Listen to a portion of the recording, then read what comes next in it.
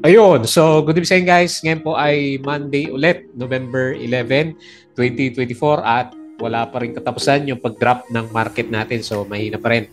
Si PSE natin, nag-drop po siya ng negative 0.53%. So pababa pa rin ng pababa yung index natin. So nasa 6,940 na tayo at another 740 million net foreign buy. So rather net foreign sell. So more or less 4 billion na lang yung natitira na net foreign buy dito sa market natin. So pahina si PSE market habang palakas na palakas yung ating US market at saka yung mga crypto currencies natin. So si Bitcoin nasa 80K na. So ngayon is nasa 82,000 na.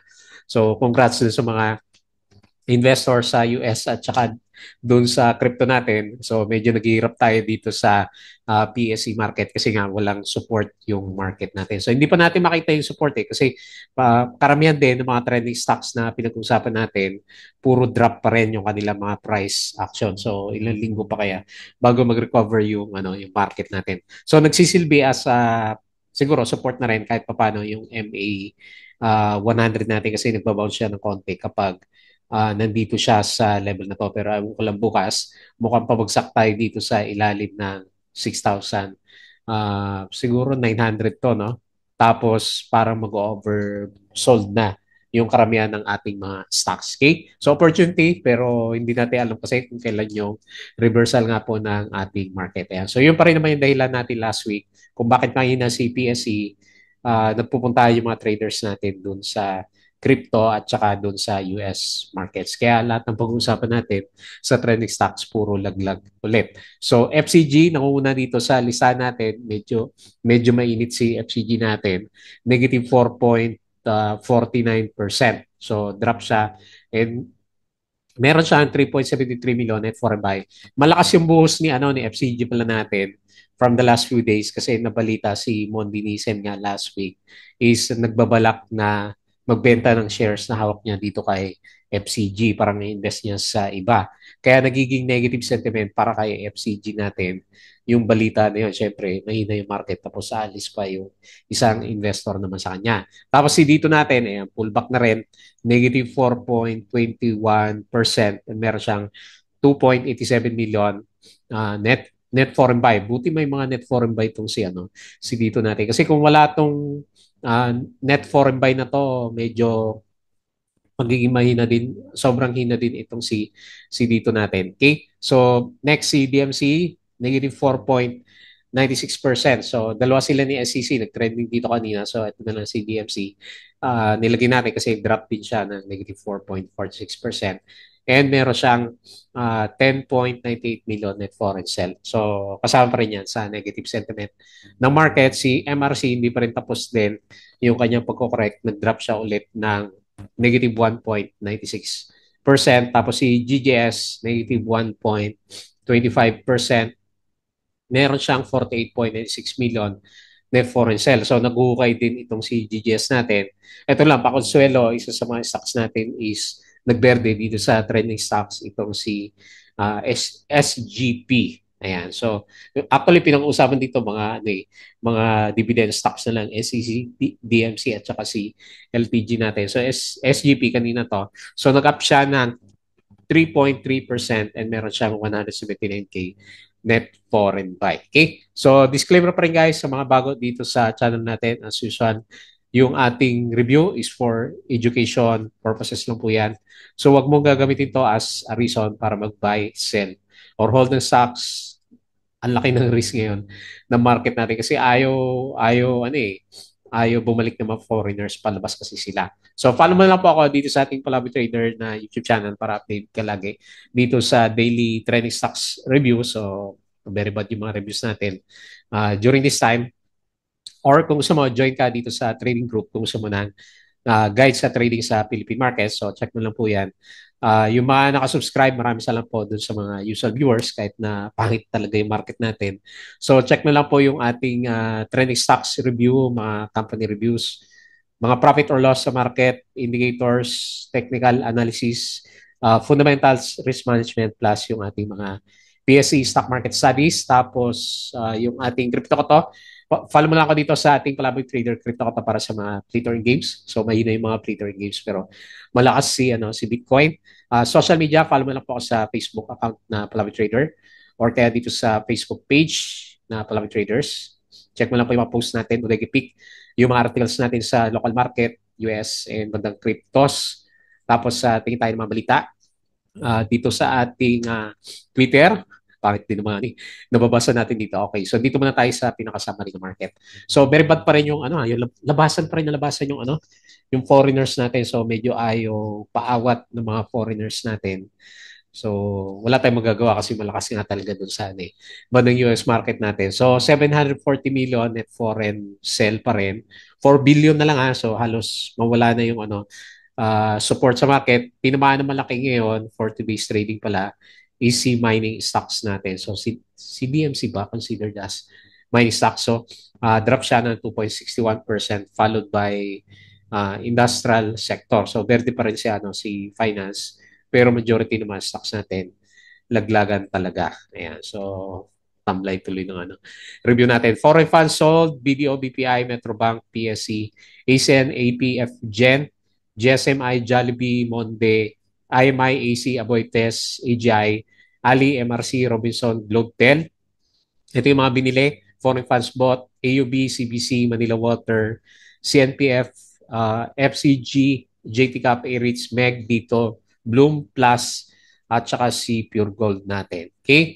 So, may article pala dito si Ma'am April Tan. So, sabi niya, Trump victory bad for Philippine stocks. Ayan, nakita natin ba't talaga siya. Pero kung meron siyang sinasabi dito, pwede natin tignan, di ba? Malay mo, temporary lang. Depende sa interpretation niya. So, hindi ko pa naman nabasa itong article na to. So, mamaya babasahin ko din siya. Okay? So, very bad yung market natin. Jollibee declares, may dividend siya. 1.82 pesos per share. Ito yung mga galawan sa mga big caps. So, makita mo naman, konti lang yung bounce. Ayala, 1.94%, GT Cap 1.77, CBDO 1.36, AGI 1.22, LTG 0.98 at saka si Converge 0.25. So majority laglagan pa rin yung stocks natin. Grabe yung laglag ni Aboitiz Equity Ventures nag-drop ng 5%. Ito, steady lang to si Aboitiz pero tinamaan na rin siya. Si DFC 4.46%, si Monde ilan ba to? 2.65, URC 2.55, SMPH 2.45. So, hindi pa rin nagpapaawat yung mga stocks natin. Pangit pa rin talaga yung majority na galawan niya. So, basahin na lang natin itong mga balita. Although hindi siya masyadong nakaka-apekto sa stocks. SMPH, siguro pagbalik na lang na good sentiment sa market natin. SMPH, net income up by 13%. Trump win optimism pushes Bitcoin to new high. So, umabot na po siya ng 82,000 si Bitcoin natin. Ayan. So, meron bang hawak na Bitcoin? Bilyonaryo Bacolod City Mayor Albi Benitez has further reduced his stake in DG Plus. Ayan. Pati yung mga executives natin nagbebenta na rin kay Plus. Trump victory sows fear in Philippine stocks. Ayan. So, yan yung pinakabalita sa market natin yun. Eto, good news sa mga mga nagtatrabaho na kagaya natin. So, sa Pilipinas, sa inyo to, Philippine President Ferdinand Marcos signs law reducing corporate income tax to 20% from 25%. Ayan. So, good news po yan. Vitarich, net income surge 6.5 times to 259 million in the 9-month period ending September 2024. Ayan, good news para sa mga Vitarich holders natin. Mga corporate stories, Globe achieved a 6% increase in net income. Pure Gold, net income first 9 months rose by 4.5%. Double Dragon received SEC approval for 5.5-year retail bond offering magkano? Ilang percent to? 8%. Ayun, laki. FLI has broken ground on Iloilo Center. Philinvest is enhancing Dumaguete City. Alter, through its Win Holding Alternergy, Win Holdings has acquired Shell stake in the Tabias Strait Offshore Wind Power Project. So, meron siya mga ginagawang investments as of this time. Union Bank Mag-acquire siya ng 27.5% of ATR asset management. SM, ano ba to? Target price 1,161 Bitcoin. So lumilipad. Meralco, Pampanga to Electric, managed by Meralco, launch its first mobile station in Mabalacat. Tesla, yari yung mga short sellers natin paakyat. Tapos yung pre-market neto ulit is nasa 4%. Nag-up siya 8% last Friday plus. Ang opening neto is malakas. So kasi syempre 'di ba, kanang kamay ni ni Trump si Elon Musk. Merkado Barkada, temporary pullback or start of a longer leg down. Ayan, may article din siya. 80 revenues plus 7%. Tapos si Monde, 9-month core net income plus 30% ba? Okay din yung business ni Monde natin. ASN net income plus 24%. Okay, tapos yung mga galaw natin over the weekends na siguro to. Ayan, so rates, sino ba pinakamaganda sa mga rates natin? Year-to-date gain, so, ayan si PRIT, hindi natin nakikita. Kumalaw pala to ng 42%. 18% lang si AREIT, so mas mataas si RCR at saka si PhilREIT. Ayan, dividend yields, ang pinakamataas si BREIT at saka si PhilReits, DDMPR 9.13%. Ito yata yung mga mababa, yung mga prices ng REITs nila. Okay? So, yun po yung ating mga balita dito sa market. So, patalasas ulit yung mga gusto ng guide sa trading sa market. Sali lang po kayo dito sa ating Patreon channel. So, very bad during this time, pero eventually babalik din naman yan. So, pagbalik ng market, yung discarte natin, yung aabangan natin dito. Okay? So, double check na lang po yan. Tapos tingin tayo dito sa galaw natin, hindi pa tayo. Actually, hindi pa natin makita talaga yung yung bottom na market. Hindi pa natin masabi na bottom 'yan kahit nakailang bounce na tayo dito sa 6,900. Pero ilalagay ko lang diyan kasi halos overbought na oversold na si PSE natin.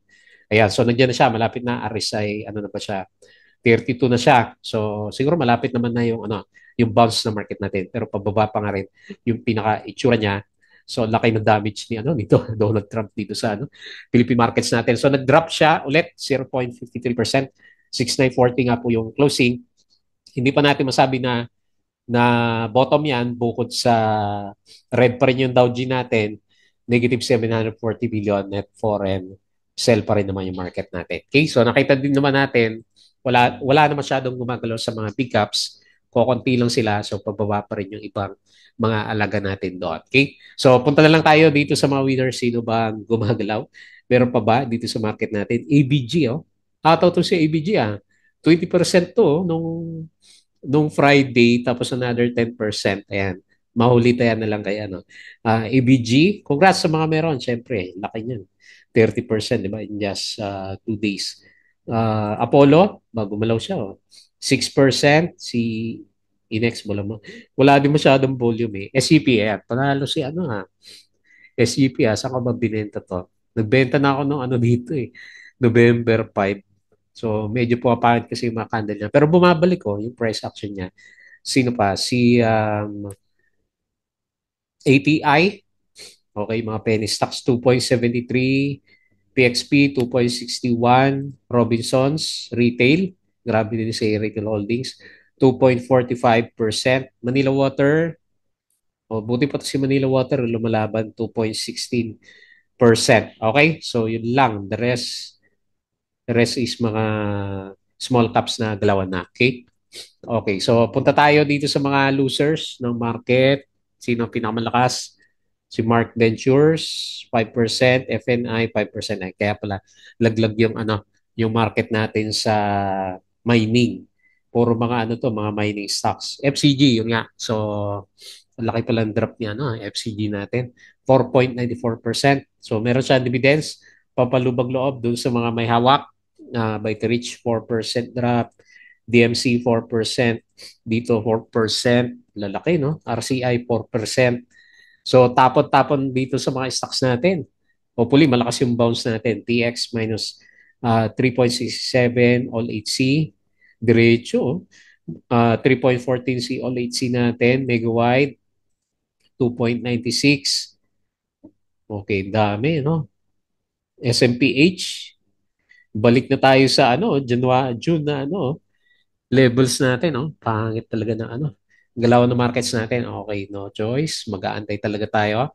Dito, investor mode muna tayo dito sa market. Mahirap mag-trade kasi walang nagba-bounce na stock. Si ABG lang yung ano eh, gumalaw na maganda from the last 2 days of trading po natin. Okay, so tingin tayo ulit dito sa naigit na lang tayo dito sa mga ano, US market. So malakas ulit yung futures ng US market. Ayun, si S&P is 0.28%, si Dow Futures 0.33%, Nasdaq is 0.27%. So nandito kasi yung ano, sentiment ng market. So European markets nag-bounce na siya. Pero in actuality, Philippines lang talaga yung ano, tinamaan dito sa ano, panalo ni Trump. Kasi yung mga European markets nagda-drop pero nagba-bounce din sila. Tayo hindi nag-bounce eh nung nag-drop yung market natin. So European markets maganda. Asian markets o drop din dito. O majority din pala drop ngayon dito sa ano, Asian markets. So mapula. Okay. So dito naman sa crypto, congrats na lang po doon sa mamahawak sa kanya. So 82K na si Bitcoin, Ethereum 3,192 and then si XRP. BNB is 626. Pero panalo dito si Dodge. Nakailan 20% ito na nakikita. Pangalawang 20% na yata to ni Dodge natin. So another. Yung mga memes natin yung malakas Si Shiba 14% din nag-up siya. Yung iba nagpa-profit taking pero malakas pa rin yung ano. Si ADA, nag-up din si ADA sa si ADA. Okay, nag-drop na pala siya. Pero nag-up to nung ano yun, nung over the weekends natin. Okay, so yun lang yung mga galawan sa global markets. Balik tayo dito sa ano, sinisipon na tayo. Balik tayo dito sa PSE. Konting hataw na ako, konting pasada na lang dito sa ano mga stocks natin. So no choice talaga tayo kasi one way lang naman yung stocks natin eh. Kapag up lang tayo kumikita sa kanya. Okay, so FCG. So bukas pa yung ano X date natin. November 14. 14 pa. So kung hindi pa tapos yung pinaka-bottom natin kay FCG. Kasi baka meron pa siyang drop pagdating ng November 14. Kasi nga, yun yung pinaka-exit niya. So alam niyo na ang pinaka-reason. Kaya po siya nagda-drop. So for the short term, hindi maganda yung outlook ni FCG natin. Dahil magbebenta ng shares si Monte dito kay FCG. So hindi ko alam kung nangyayari na siya during this time pero magbebenta talaga siya, yun ang sabi niya. So, yun yun. Yun yung nakakahatak pababa dito kay FCG natin. So, ilalagay natin temporary support na lang 0.74. Diretso din yung ano niya. Ang laki ng drop ni FCG So, sukatin natin. 11% na siya in just 3 days of trading po natin. So, negative 4.94%. Meron siyang sumasalo pero wala naman yan. Depende pa rin sa price action niya. 3.73 billion net foreign buy. Okay, so support na lang muna. Upside, siguro after few days muna. After mag-subside yung negative news with regards kay Monday natin. Okay? So, ba't naman wala sa timing si Monday sa pagbebenta? Ito, pakonsuelo na lang, dividends po doon sa mga may hawak kay FCG natin. Okay? Next, dito, so nagda-drop pa din si dito natin. Hindi rin siya stable kagaya ng mga stocks natin. So nagkaroon na siya ng temporary resistance. Hindi niya magaya yung yung galaw dito last time, no? Kasi sumabay si Donald Trump. Kung hindi siguro hindi na-open yung or rather hindi nangyari yung sentiment kay Donald Trump, pwede pa siguro na tumuloy yung price action niya. So ilalagay ko na yung support dito sa malapit sa gap dito sa MA 100 natin. So maghanap din ng support for the short term itong si dito natin. So another 4% sa mga stocks natin, negative 4.21%. Wala pa rin siyang price, no? Hindi pa rin natin nababalitaan kung magkano yung price ni Summit Telco para dito ay dito. So 2.87 million net foreign buy. Okay? So support line na abangan natin during this time kasi mahina nga po yung mga stocks natin. DMC, okay. So nung nilabas yung earnings, saka siya biglang bumagsak. So meron naman siyang kita Actually, ang laki ng kita niya, 5.34 billion. So 0.16% lang as compared last year yung tinaas niya pero malaki pa rin.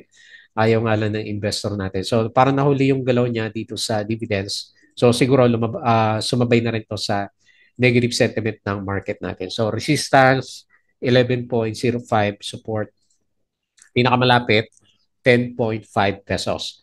4% din siya na drop. Negative 4.46 and meron siyang 10.84 million net foreign sell. So siguro aabutin na rin yan itong malapit na rin lang naman itong pinaka oversold condition natin. Okay, next.